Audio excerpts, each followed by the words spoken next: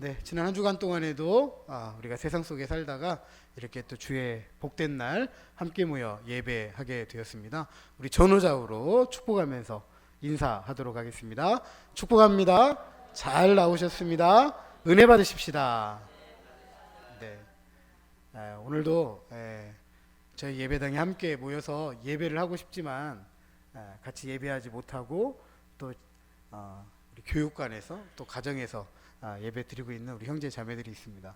그런 모든 분들도 진심으로 사랑하고 축복합니다.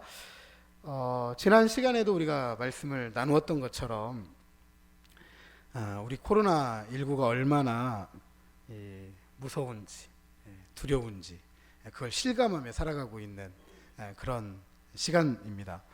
그리고 우리가 지금까지 발을 붙이고 살았던 세상의 모든 것들이 견고하지 않다라는 것도 절감하고 있습니다.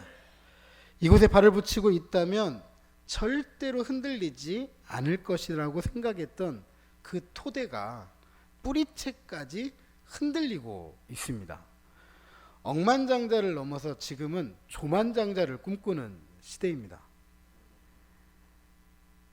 경제와 관련된 돈이라고 한다면 절대로 흔들리지 않을 것이라고 생각했는데요.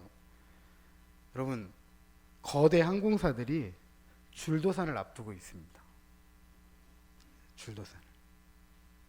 또 뿐만 아니라 발달된 인간의 과학 기술들을 통해서 인류가 지구를 넘어서 이제 화성에서 이루어질 새로운 세상을 꿈꾸면서 준비하고 있습니다. 그걸 선전하기 위해서 막 위성 쏘아 올리고요, 그렇죠? 우주선에 사람들을 태워서 보내기도 하지만 작은 이 감염병, 이 바이러스 하나 치료할 수 없는 그런 현실을 우리는 살아가고 있습니다. 교회도 마찬가지죠. 그래도 교회는 흔들리지 않는 곳이라 생각했는데요. 그래서 근거가 빈약하지만 많은 목사님들이 일제시대에도 6.25 때도 예배를 멈추지 않았다고 하면서 예배를 쉴 수가 없다라고 하면서 정부의 방역 지침에 저항도 하지만 국가의 권력 앞에서 얼마나 허무하게 그 저항도 무너져 내리는지 우리가 경험하며 살아가고 있습니다. 돈, 과학, 교회 흔들리지 않을 것 같지만 흔들리지 않을 것만 같았던 것들이 흔들리고 말았습니다. 우리는 지금 흔들리는 세상을 살아가고 있습니다. 흔들리는 세상에서 중심을 잡으려고 얼마나 아등바등하는지 우리는 잘 알고 있잖아요. 그렇다면 우리는 어떻게 흔들리지 않는 세상을 살아갈 수 있을까? 흔들리지 않는 세상은 있을까? 우리는 어떻게 흔들리지 않는 세상을 살아갈 수 있을까요? 자, 오늘 본문의 표제를 보면 다윗의 시라고 기록하고 있습니다. 우리가 읽었던 것처럼 이 시편에는 다윗의 어려웠던 과거를 되돌아보게 합니다. 물론 오늘 본문에는 다윗이 당한 어려움이 구체적으로 무엇인지 묘사하지는 않습니다. 하지만 얼마나 어려웠으면 이렇게 은유적으로 표현합니다. 기가 막힐 웅덩이 같다. 기가 막힐 수렁과 같다. 도저히 빠져나올 수 없는 절망적인 자신의 최악의 상황을 강조하고 있습니다. 성경에는 이 부분이 한 번 더 등장합니다. 에레미야 38장 6절에 보면 이 최악의 상황을 죽은 자들이 모이는 곳이다 라고 묘사합니다. 다시 말씀드리면 다윗이 되돌아보는 이 시기는 어떤 시기이냐? 거의 죽은 자와 같았던, 죽은 자와 같이 되었던 바로 그 시절이다라는 것을 알 수가 있습니다. 다윗은 유다지파에 속한 2세의 별 볼 일 없는 8번째 아들, 막내 아들이었습니다. 그리고 목동이었죠. 그러나 사울왕을 이어서 이스라엘의 2번째 왕이 됩니다. 물론 이스라엘의 통일 왕국으로 따지면 첫 번째 초대 왕입니다. 그리고 예수 그리스도의 직접적인 조상으로 독특한 위치를 차지하죠. 지금도 유대인들은 다윗과 같은 왕이 등극해서 다스리는 나라, 다윗의 나라를 소망하고 꿈꿉니다. 그래서 이스라엘의 국기를 보면 일반적인 별의 모양이 아니라 올바로 그려진 정삼각형과 거꾸로 그려진 정삼각형이 교차되는 이런 국기를 가지고 있는데, 이 별은 다윗의 별을 의미합니다. 그러니까 이스라엘 사람들은 오늘도 다윗의 나라를 꿈꾸는 거예요. 그만큼 이스라엘 역사 속에서 다윗이라는 인물은 굉장히 독특하고 중요한 인물이다라는 것을 알 수가 있습니다. 하지만 우리가 알고 있는 것처럼 다윗의 이야기는 단순하지 않습니다. 다윗의 이야기는 구약 성경 사무엘상 16장부터 시작해서 열왕기상 2장까지 언급이 돼요. 성경의 이 분량으로 따져보면 예수님보다도 더 많이 언급되는 인물이 바로 다윗입니다.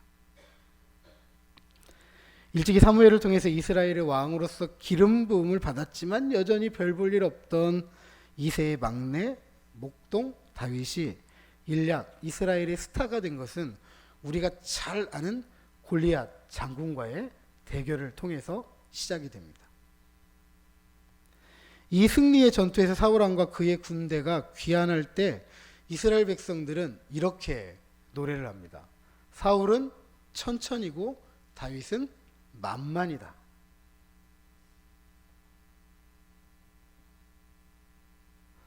아마 그때부터일 것 같아요. 다윗은 사울왕의 눈에 가시였습니다. 왜냐하면 이미 사울은 이전에 전쟁에서 하나님의 말씀에 불순종함으로 인해서 사무엘을 통해서 왕위를 빼앗길 것이라는 하나님의 전언을 듣게 됩니다. 그리고 이후에 하나님의 영이 사울 왕에게서 떠나게 되고 광기에 사로잡히잖아요. 이 광기를 바로 잡기 위해서 수금을 타는 다윗을 궁으로 불러들입니다. 참 이 오버랩되는 장면이요, 참 앞으로 어떻게 전개될지 긴장감 있는 이야기를 떠올리게 합니다. 궁에 들어올 수 없는 다윗이 궁으로 들어오고 왕궁을 차지하고 있는 사울왕은 광기어려. 다윗은 세라카가는 이 사울왕의 광기를 치료하는 수금 타는 자 궁으로 들어가고 앞으로 다윗은 탄탄대로만을 걸을 것 같습니다. 하지만 다윗의 삶은 그렇게 단순하지 않습니다. 다윗은 흥하고 사울은 쇠하고 사울왕이 가만히 있을 수가 없잖아요. 수금을 타는 다윗을 창으로 2번이나 찌르려고 합니다. 2번 다 다윗이 피해요. 또 한 번은 수금을 타는 다윗에게 단창을 휘두릅니다. 그것도 다윗이 피합니다. 그리고 더 이상 광기 어린 살육의 눈이 먼 사울왕과 함께 있을 수가 없다라는 판단을 가지고 다윗의 부인이었던 사울의 딸과 사울의 아들 요나단, 다윗과 가장 친한 친구잖아요. 이 두 사람의 도움을 받아서 도망가기 시작합니다. 하지만 무자비한 사울의 추적은 계속되죠. 다윗은 도망자 신세가 됩니다. 어떤 안식처도 다윗에게는 안전하지 않았습니다. 어느 누구도 다윗에게 피난처를 제공할 수 없어요. 피난처를 제공하면 사울왕이 가만두지 않았기 때문입니다. 어느 곳, 어느 장소 다윗에게는 안전한 곳이 없었습니다. 흔들리지 않는 견고한 삶을 살아가지 못했습니다. 그럼에도 불구하고 다윗은 신앙과 관대함으로 사울왕의 생명을 2번이나 살려줍니다. 사울왕의 광기 어린 적개심을 도저히 제어하기 어렵다라고 판단이 되니까 다윗은 블레셋 가드의 아기스의 수하로 들어가게 됩니다. 그리고 얼마 지나지 않아서 사울왕과 그의 군대가 블레셋과의 전쟁에서 패배하고 거기에서 사울이 죽게 됐다는 소식을 듣고 길보아에서 사울 왕을 위해서 다윗이 비극적인 애가를 부를 정도로 다윗은 사울 왕에 대한 특별한 마음을 가지고 있었습니다. 한편 사울 왕이 죽자 다윗은 하나님의 뜻을 구하고 자기 지파인 유다로 이제 돌아가서 왕으로 등극하게 됩니다. 헤브론에서 이스라엘을 다스리기 시작하고 이때 다윗의 나이가 30세였습니다.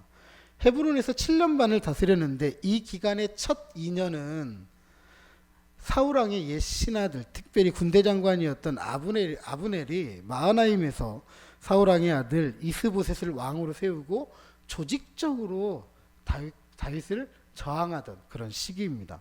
하지만 이스보셋과 사울 왕의 충성스러운 군대 장관이었던 아브넬이 암살로 죽게 되면서 모든 저항이 끝나고 마침내 이스라엘 12지파의 통일 왕으로 기름 부음을 받으면서 예루살렘으로 수도를 옮기게 됩니다.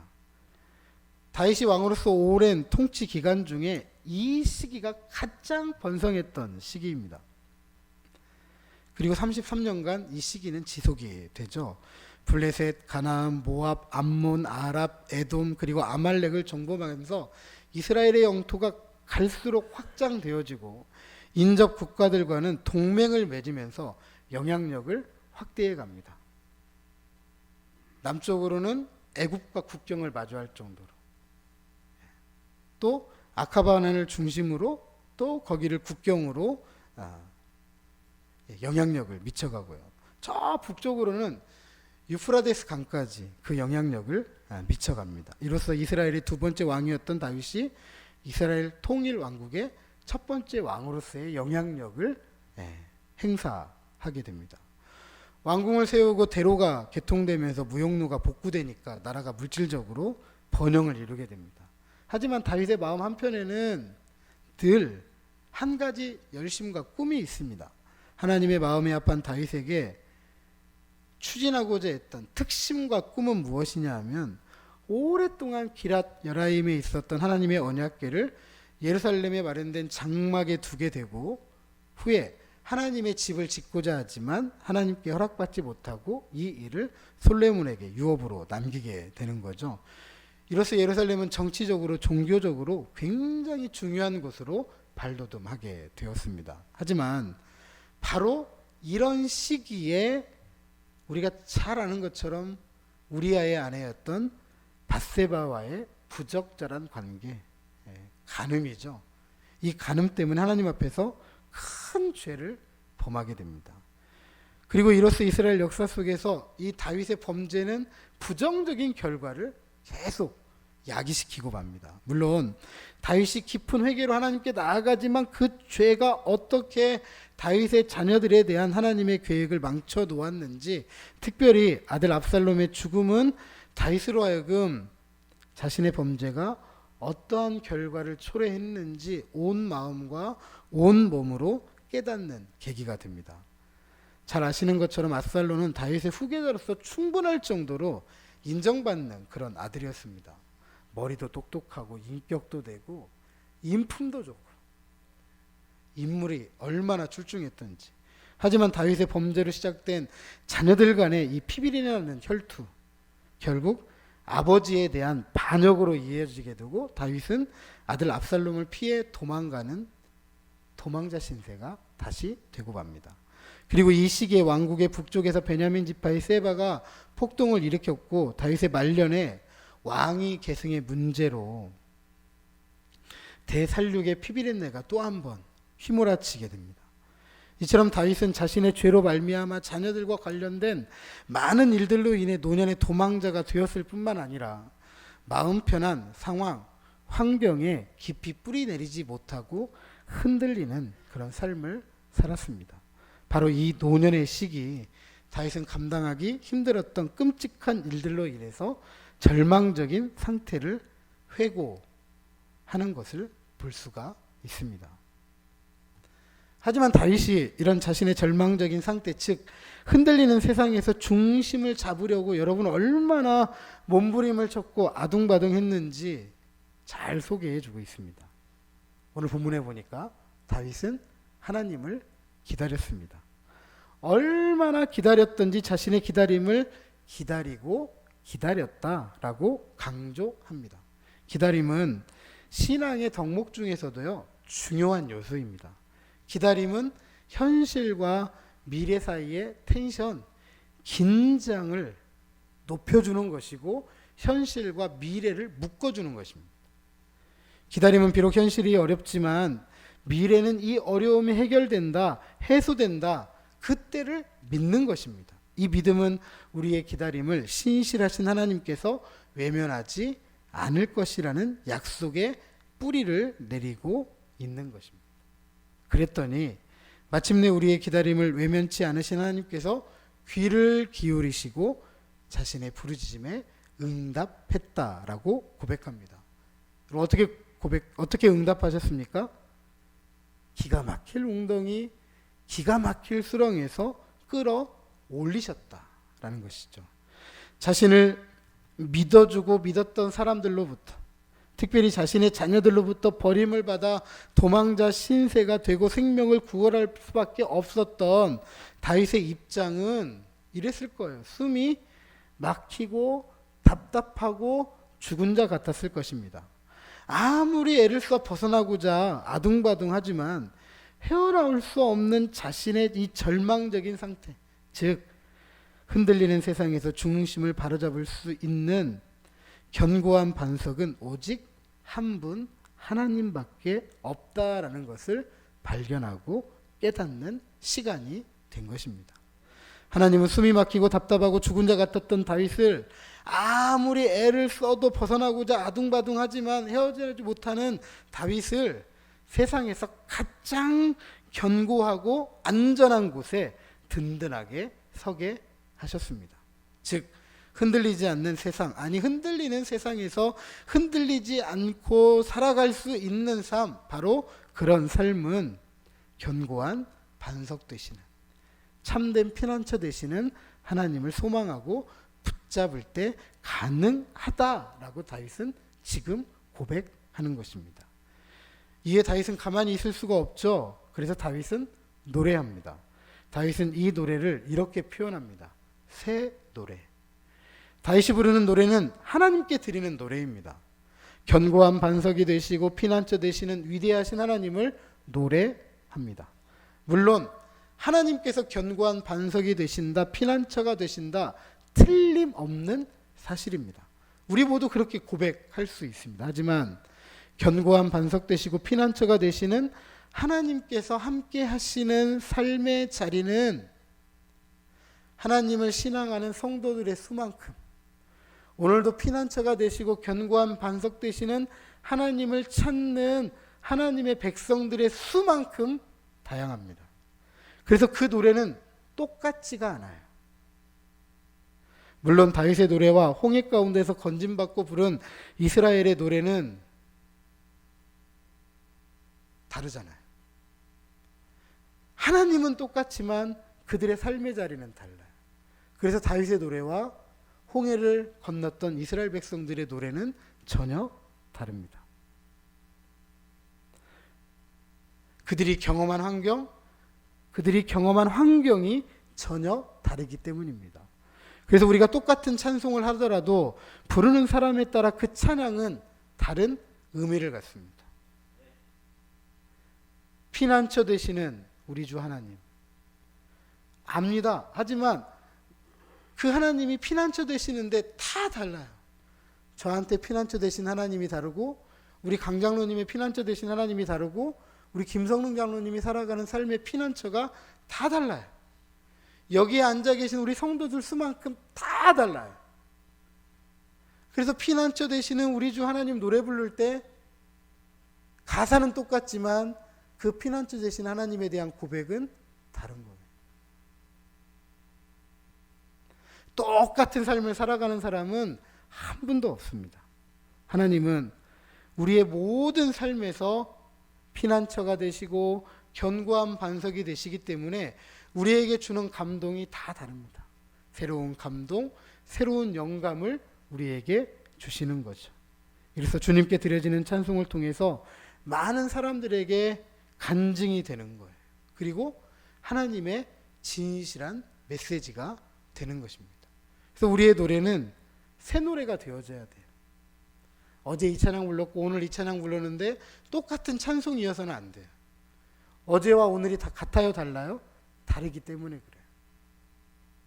이처럼 우리가 흔들리는 세상에서도 하나님을 소망하며 붙잡고 응답받아서 새 노래를 부를 때 세상 사람들을 우리는 볼 수 있고 그 사람들은 우리가 믿는 하나님을 보게 되는 것입니다. 그리고 하나님을 두려워할 수밖에 없고 우리와 같이 하나님을 의지할 수밖에 없는 것입니다. 이것이 그리스도인들이 가져야 할 선한 영향력입니다. 보통 이렇게도 생각하시더라고요. 그리스도인들이 영향력을 가지려면 돈이 있어야 된다. 힘이 있어야 된다. 능력이 있어야 된다. 권력이 있어야 된다. 명예가 있어야 된다. 지위가 있어야 된다.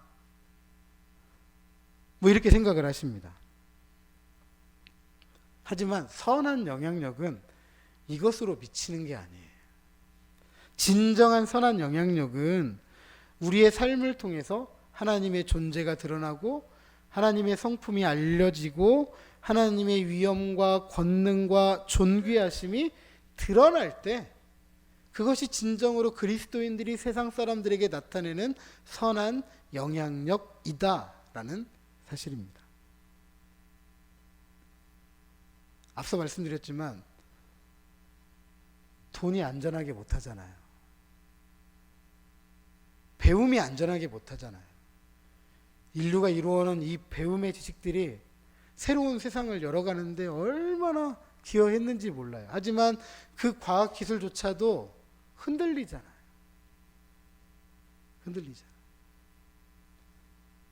교회도 예배 드리고 싶지만 국가가 이야기하는 행정명령, 국가의 권력 앞에서 자유롭지 못하잖아요.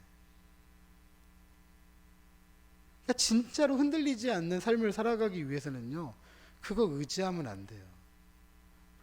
그것이 선한 영향력을 미친다라고 생각하시면 안 됩니다. 진정한 선한 영향력은 한 번 더 말씀드립니다. 내 신앙을 통해서, 내 삶을 통해서 하나님의 존재가 나타나고 하나님의 성품이 알려지고 하나님의 위엄과 권능과 존귀하심이 드러날 때 그것이 내 신앙이고 내 인격일 때 세상 사람들이 보고 경험하게 됩니다. 그래서 하나님을 알고 배우는 것이죠. 하나님을 두려워하고 하나님을 의지하게 되는 것입니다. 이것이 믿음의 역사이고 사랑의 수고이고 소망의 인내인 것입니다. 그래서 4절에 다윗이 우리에게 이렇게 권면합니다. 저를 한번 따라서 하십니다. 여호와를 의지하라. 여호와를 의지하지 않고 교만하고 거짓에 치우차는 자를 쫓아가게 되면 숨이 막히는 삶을 살아가게 된다. 답답한 인생을 살아가게 된다. 죽은 자 같은 삶을 살아가게 된다. 아무리 애를 써서 벗어나고자 아둥바둥해도 헤어나올 수 없다. 결국 망하게 된다는 겁니다. 망하게 되는 거예요. 억만장자를 넘어서 조망장자를 꿈꾸는 시대에 경제와 관련된 아무리 많은 돈이라고 할지라도 지구를 넘어 화성을 이야기할 정도로 발달된 인간의 과학기술이라 할지라도 흔들리게 됩니다.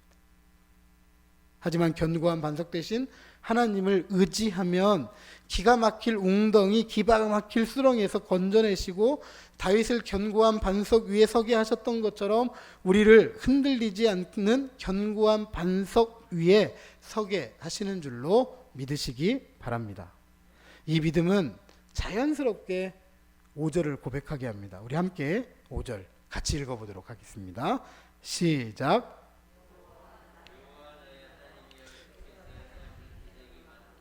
우리를 향하신 주의 생각도 많아 누구도 주와 견줄 수가 없나이다. 내가 널리 알려 말하고자 하나 너무 많아 그 수를 셀 수도 없나이다. 아멘. 다윗의 인생 이야기 앞서 살펴보았습니다. 다윗이 견고한 반석 대신 하나님을 기다릴 수밖에 없었던 이유는요, 다윗의 삶 가운데 행하신 하나님의 기적이 많기 때문입니다. 그 하나님은 우리를 주목하시는 분이시다. 우리에 대한 관심이 지극히 크신 분이시기 때문입니다. 이런 하나님의 사랑은 그 누구와도 그 어떤 신과도 견줄 수가 없다라고 하였습니다. 왜냐하면 그것이 헤아릴 수 없을 만큼 크기 때문입니다. 부모님 한번 생각해 보시죠. 우리가 보통 부모를 은유적으로 표현할 때 이렇게 표현합니다. 산이다, 하늘이다, 바다다, 이렇게 표현합니다. 왜 이렇게 표현하죠? 부모가 산이니까, 하늘이니까, 바다이니까? 아니죠. 부모가 자식에 대한 사랑이 얼마나 큰지, 자식에게 얼마나 큰 버팀목이 되었던지,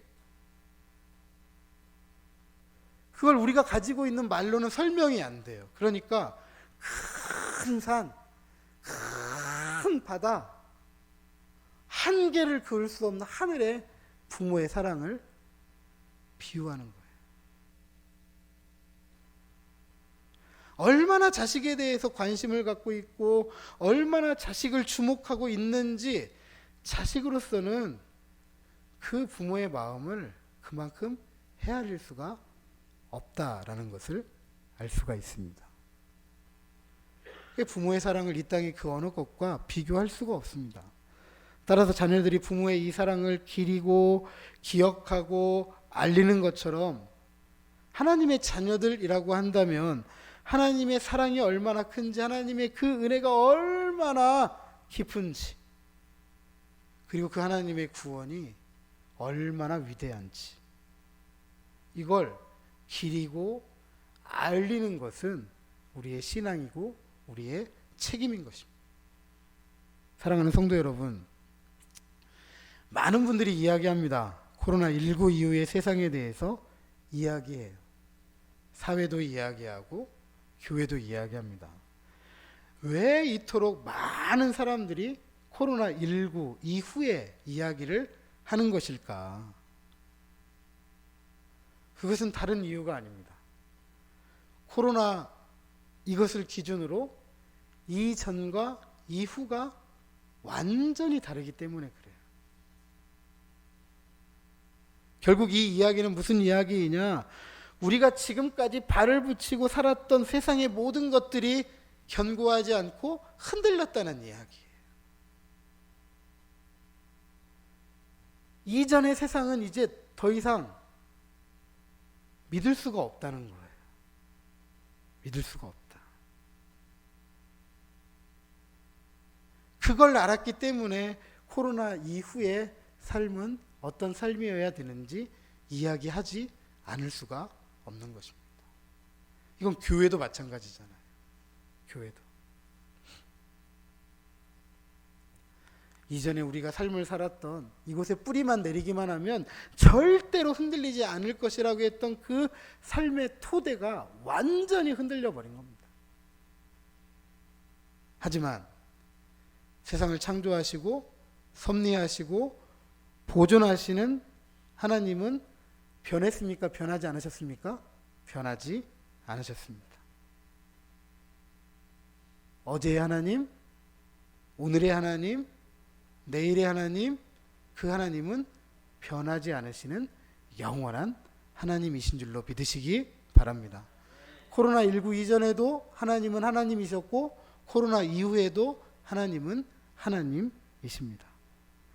그리고 그 하나님은 우리에게 이렇게 약속해 주셨습니다. 세상 끝날까지 너희와 항상 함께 있으리라. 이것을 확증하기 위해서요, 자신의 아들, 독생자 예수 그리스도를 죄 많은 우리를 위해서 이 땅에 보내주셨습니다. 내가 너와 함께 있어, 이건 믿어도 돼 라고 하면서 자기 아들을 우리에게 보내주신 거예요. 그래서 그분을 우리는 이렇게 부릅니다. 임마누엘, 하나님이 우리와 함께 계십니다. 임마누엘, 하나님께서 우리와 함께 계신다. 하나님께서 말로만 약속하시는 분이 아니라 그 말씀이, 그 약속이 진짜이다. 내가 한 약속과 내가 한 이 이야기는 믿어도 된다라고 하시기 위해서 아들을 보내주신 거예요. 아들을 증거 삼으신 거예요. 그것도 이쁜 사람들이 아니라 죄 많은 우리들을 위해서, 죄 많은 저와 여러분을 위해서, 죄 많은 나를 위해서 보내주셨습니다. 그러게 하나님께는 어제와 같이 오늘도 내일도 세상 끝까지 함께 하신다는 자신의 약속을 반드시 이루시고 성취하시는 분인 줄로 믿으시기 바랍니다. 그리고 함께 하실 때 그분은 견고한 반석이 되시는 참된 하나님이십니다. 흔들리는 세상을 흔들리지 않도록 붙잡아 주십니다. 흔들리는 세상을 살아가더라도 흔들리지 않는 삶을 살아갈 수 있도록 하나님을 기다리고 부르짖는 이들을 붙잡아 주십니다. 그래서 우리는 흔들리지 않는 세상을 살아갈 수 있습니다. 우리는 그 무엇보다도 견고한 반석 위에 서 있는 줄로 믿으시기 바랍니다. 코로나19 이전이든 코로나19 이후이든 하나님께서 견고한 반석이셨고 견고한 반석이실 것입니다. 그러므로 숨이 막히고 답답하고 죽은 자 같을 때 아무리 애를 써도 벗어나고자 아둥바둥하지만 헤어나올 수 없을 때 다윗이 그랬던 것처럼 신실하신 하나님을 신뢰하고 기다리는 저와 여러분 되시기를 주님의 이름으로 부탁드립니다. 그리고 하나님을 소망하며 붙잡고 응답받아서 새 노래를 부를 때 하나님의 존재, 하나님의 성품, 하나님의 위엄과 하나님의 권능과 하나님의 존귀하심을 드러내면서 하나님의 큰 은혜와 그 구원을 기리고 알리는 신앙과 삶의 책임을 다하면서 한 사람이라도 옳은 대로 돌아오게 하는 저와 여러분 우리 모두가 되시기를 주님의 이름으로 축복합니다. 기도하겠습니다. 하나님 감사합니다. 오늘 이 시간에도 저희들을 불러주셔서 견고한 반석 위에 서게 하시고 우리로 하여금 흔들리는 세상에서 흔들리지 않도록 붙잡아 주시니 참으로 감사합니다. 많은 분들이 코로나19 이전과 코로나19 이후에 대해서 걱정하며 많은 이야기들을 하고 있습니다. 이것은 코로나로 말미암아서 이전에 우리가 붙잡았던 돈, 과학, 기술, 하나님 여러 가지 것들, 삶의 뿌리를 견고하게 붙잡을 줄 것만 같았던 것들이 흔들렸기 때문입니다. 그러나 우리는 흔들리는 세상 속에서도 흔들리지 않고 살아갑니다. 하나님은 이 세상을 창조하셨고 섭리하시고 보존하시고 어제도 오늘도 내일도 영원히 세상 끝날까지 우리와 항상 함께 하시는 분이기 때문입니다. 비록 우리가 오늘 극악한 근심과 걱정과 염려와 불안 가운데 살지라도 아버지 하나님 흔들리지 않고 오늘도 우리의 삶을 붙잡아 주신 하나님을 기다리게 하시고 그 하나님께 부르짖어가며 하나님의 응답을 기다리고 그 응답을 통해 새 노래를 부를 때 하나님의 존재와 성품, 하나님의 위엄과 존귀가 우리의 신앙과 삶을 통해서 드러나고 말해지고 나타날 때마다 하나님을 두려워하는 이들, 하나님을 의지하는 사람들 한 사람이라도 세워가는데 쓰임받는 우리 명덕의 온 가족들 되어질 수 있도록 축복해 주시옵소서. 예수님 이름으로 기도합니다. 아멘.